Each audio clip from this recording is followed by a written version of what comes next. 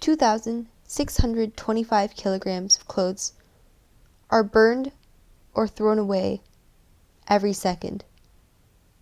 That's one full garbage truck amount of clothes.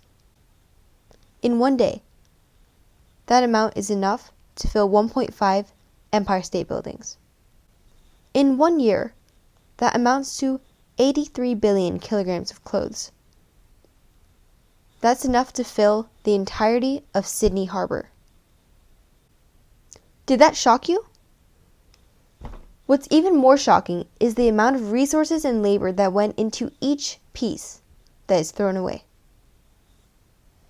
It takes 2,700 liters of water to make one cotton t-shirt. That's enough water for a person to drink for 2.5 years. Not to mention, more than 60 million people work in the clothing industry to fuel fast fashion. More than 15 million of these are based in Asia, and more than 80% are women, often from rural and poor backgrounds. These workers are overworked and underpaid. Even further, when these pieces end up in the landfill, non-biodegradable pieces can stay there for 200 to 1,000 years, if not more. What I'm trying to say is that modern clothing consumption needs to be fixed. However, the solution to this rampant problem is not that simple. This is Professor Sun, and today we're going to be discussing the complexities of sustainable fashion.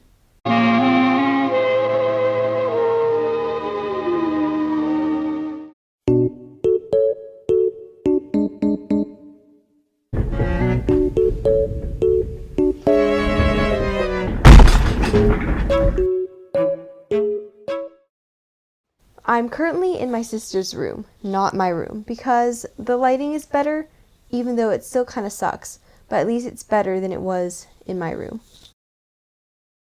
First, sustainable brands are the most obvious solution to this problem. However, they have their own problems. The most obvious issue is that these brands are freaking expensive. The average person can't afford to buy these items on a regular basis. In addition, although these brands are good for the environment, they don't always have the best practices in their workplaces. For example, Yael Aflalo, the CEO of Reformation, recently stepped down due to accusations of racist behavior. I don't stand for mistreatment of women of color in the workplace. So, I'm going to have to reconsider this brand and not support them until they fix this problem. Also, brands tend to greenwash themselves in order to seem more eco-friendly and trendy. For example, H&M Conscious boasts their eco-friendly products, while most of their brand is still made in sweatshops and full of non-eco-friendly materials. And even if only 1 gram of recycled material was used in an item of clothing, they still call it eco-friendly, because that's what greenwashing is. Brands will also try to increase their transparency. Like, they market their transparency in a way that sort of downplays their actual ethical problems. For example, Everlane tells you where their clothing is made.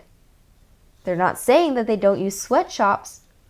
They're just telling you where the sweatshops are. So, that's transparency for you. Let's move on to the next topic of interest: thrifting. Thrifting has gotten really popular in recent years. YouTubers are making thrift hauls, thrift flips, and now it's cool. All the taboos and the stigma around thrifting is now gone mostly, and it's now considered trendy to go to a Goodwill to go hunting for some clothes. However, when people who can afford full-price clothing go thrifting, they take away from the resources available to people who are less privileged than themselves. This means that there are fewer quality items left on the racks for people who actually need them. And this could mean someone not having a proper suit to wear to their interview, and that could be a real problem for them financially. Sorry, my phone ran out of storage, so we're continuing. Professor Sun apologizes. Okay, continuing on. Clothes donated to thrift stores don't actually prevent waste unless they're desirable. When you donate an old camp t-shirt, for example, it might just sit there on the shelf for about a month before the Goodwill employees eventually throw it away. So if you do donate, make sure that you're actually donating desirable items that people will actually pick up instead of just wasting. And if you have one of those old camp t-shirts, what you can do is you can upcycle it. Like, for example, you can make a headband out of a strip of cloth. Or you can use it as a washcloth for cleaning your floor or something. So all of these options are pretty good and they prevent you from wasting clothes. Okay, now I'm going to present a feasible solution. In theory, of course. Basically, you should buy things that you know you will wear for a long time and many times. This way, you save money and you also waste less resources.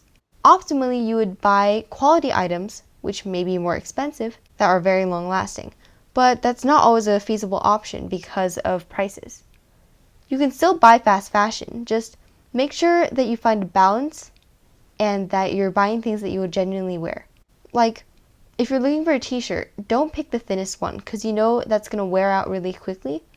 Instead, try to opt for a thicker and better quality fast fashion t-shirt that you will wear for a long time. I think the most important thing is to try to find a balance between thrifted items, sustainable items, and fast fashion. Because the same thing doesn't work for everyone. And it's never okay to shame someone for not following your lifestyle because you're quote-unquote sustainable. Professor Sun's phone ran out of storage once again. So we're continuing this on my laptop. Another option is wearing hand-me-downs. For example, everything I'm wearing except for the socks is a hand-me-down. This shirt was my sister's, this cardigan was my sister's, these jeans were my sister's. It's pretty cool. Don't sleep on your siblings' closets, or your cousins, or your parents, in fact. My mom has some pretty cool clothes that she used to wear in the 90s. I just think we all need to find our own balance and do what makes us feel good. And most importantly, not shame other people for not doing the same thing. Because being able to shop sustainably and ethically is a luxury. Now it's time to talk about me. So recently I've discovered the difference between appreciating fashion and buying fashion. I love fashion. I look at the runway shows and I fangirl over all the cool styles.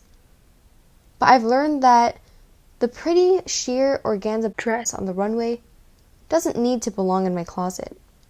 In fact, if it did, I would probably never wear it because it's just too fancy. I've learned to only buy things that I will wear in my everyday life or on special occasions that I will wear many times. So, the last thing I bought was a dress for my 16th birthday and I got on sale so I didn't have to pay full price because otherwise it would have been very expensive. But in my defense of the spending, I haven't gotten anything since, I think, December when I went thrifting once. But this dress is so nice, great quality, and I will wear it many times in the future. But I'm not saying that I'm perfect. Once, I bought Forever 21, I know, dress at the mall. It was a nice little game dress. And I liked it at that time, except it was winter, so I had to wait until it was spring to wear it in full. And when I tried it on recently, it was too short, because apparently I had gotten taller. So I came up with a plan.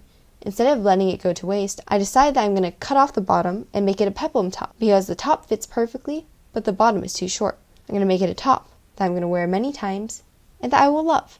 So, that's it for today. Class is dismissed. I hope you learned something, and see ya next class.